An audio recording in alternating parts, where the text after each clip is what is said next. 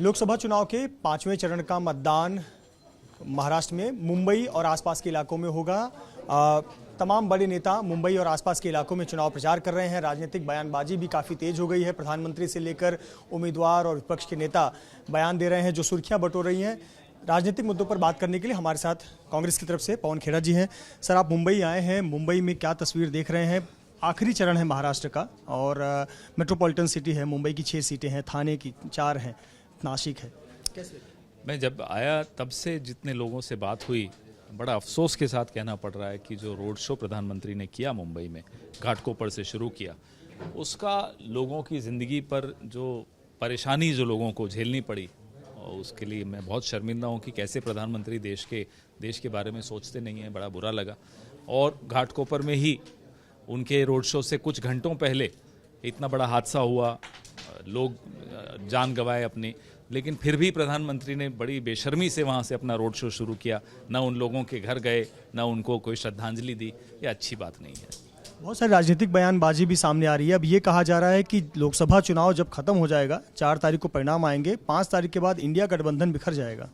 ये उनके सपने हैं। मुंगेरी लाल को देखने दो सपने, उससे क्या होता है। भारतीय जनता पार्टी के भीतर जो कलह चल रही है, कैसे गडकरी जी, राजनाथ जी इंतजार कर रहे हैं 4 जून का, हम भी जानते हैं। योगी आदित्यनाथ जी इंतजार कर रहे हैं 4 जून का। फिर मोदी जी फिर जवाब देंगे उनको। क्यों, क्या समीकरण बनता दिख रहा है जो आप कह रहे हैं कि नितिन गडकरी, राजनाथ सिंह, योगी आदित्यनाथ इंतजार कर रहे हैं? अग्निवीर योजना है ना, कि 4 साल तक की नौकरी। वो अग्निवीर योजना मोदी जी अपने मुख्यमंत्रियों पर भी ले आए। उत्तराखंड में 3 मुख्यमंत्री बदल दिए। शिवराज चौहान जी को घर बैठा दिया, खट्टर साहब को घर बैठा दिया, रमन सिंह को मुख्यमंत्री नहीं बनने दिया। तो ये अग्निवीर योजना जो अपने मुख्यमंत्रियों पर ला रहे हैं, वो अब योगी आदित्यनाथ जी की भी बारी है। तो आप जानते हैं यहाँ क्या चल रहा है इस पार्टी में।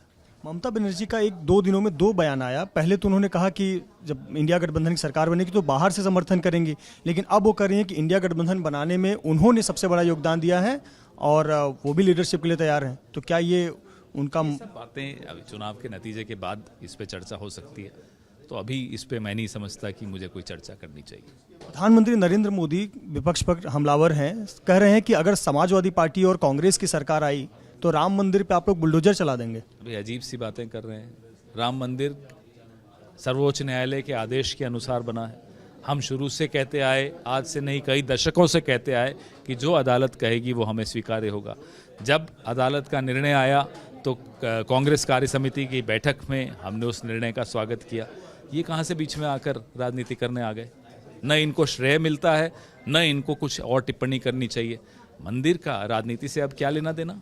पीएम कह रहे हैं कि हम संतुष्टिकरण की राजनीति करते हैं, विपक्ष तुष्टिकरण की राजनीति करता है। विपक्ष जो मुस्लिम समुदाय है उसके तुष्टिकरण के लिए काम करता है, हम जबकि जो जनता का काम है वो संतुष्टिकरण का काम करते हैं। उनको पूछिए कि जरा किसानों के बीच में बैठ के संतुष्टिकरण का शब्द लेके बता दें, या बेरोजगार नौजवानों के बीच में बैठें, चर्चा करें और बोलें कि मैंने आपको संतुष्ट किया। जवाब मिल जाएगा। जो पेपर लीक होते हैं, जो नौकरियां लोगों की छीनी गई हैं, महिलाओं के बीच में जाकर बैठें, जाएं हाथरस, और वो लड़की के परिवार के साथ जाके बोलें कि साहब मैंने आपको संतुष्ट किया है। ये बोलने से पहले इनको अपना खुद का ट्रैक रिकॉर्ड 10 साल का देखना चाहिए। इतने झूठ एक ही प्रधानमंत्री ने कभी इतने झूठ नहीं बोले होंगे जितना नरेंद्र मोदी बोलते हैं। तुष्टिकरण पर क्या कहेंगे? जो आरोप लगते हैं कि तुष्टिकरण, यही प्रधानमंत्री एक इंटरव्यू में कहते हैं या एक भाषण में कहते हैं कि कांग्रेस ने सब कुछ मुसलमानों पे लुटा दिया या लुटा देगी। दूसरे भाषण में कहते हैं कांग्रेस ने मुसलमानों के लिए कुछ नहीं किया। तो इन्हें बोलिए कि जो दवाई ले रहे हैं, दवाई लेना बंद करें, होश में रहकर बात किया करें। किस दवाई का आप जिक्र कर रहे हैं? नींद की गोलियां ले रहे हैं। नींद आती नहीं ना चिंता में। अब चिंता इतनी हो गई, आपको मालूम है इस देश में आजकल नींद की गोलियों की बड़ी कमी हो गई है। सारी भारतीय जनता पार्टी के नेता खरीद लेते हैं। एक और विषय है जो कि काफ़ी चर्चा में है। विभव कुमार जो कि अरविंद केजरीवाल के पीए हैं, उन पर आरोप लगा है कि राज्यसभा सांसद स्वाति मालीवाल को बुरी तरह बेरहमी से पिटाई कराई गई। मेडिकल हो गया है, एफआईआर दर्ज हो गया है, बयान दर्ज हो रहे हैं। किस तरह से देखते हैं? कानूनी प्रक्रिया है, चलनी चाहिए। अगर किसी ने गलत किया है तो उसके खिलाफ कानूनी कार्रवाई होनी चाहिए और होगी। पर आप लोग महिला सम्मान की बात करते हैं, केजरीवाल महिला सम्मान की बात करते हैं, यही आरोप लगाते हैं कि बीजेपी सम्मान नहीं करती महिलाओं का। लेकिन अगर ऐसी घटना एक राज्यसभा सांसद के साथ हो, इतनी बेरहमी से मारना, जो कि मेडिकल रिपोर्ट्स में आया है। कल प्रियंका जी ने बड़ा स्पष्ट तौर से कहा कि अगर किसी भी महिला के साथ कुछ गलत होता है, दुर्व्यवहार होता है, तो हम कांग्रेस पार्टी, प्रियंका जी और हम सब उस महिला के साथ खड़े हैं। तथ्यों के अभाव में उससे ज़्यादा कुछ कहना संभव नहीं था। अब तथ्य सामने आ रहे हैं तो ज़रूर कहेंगे।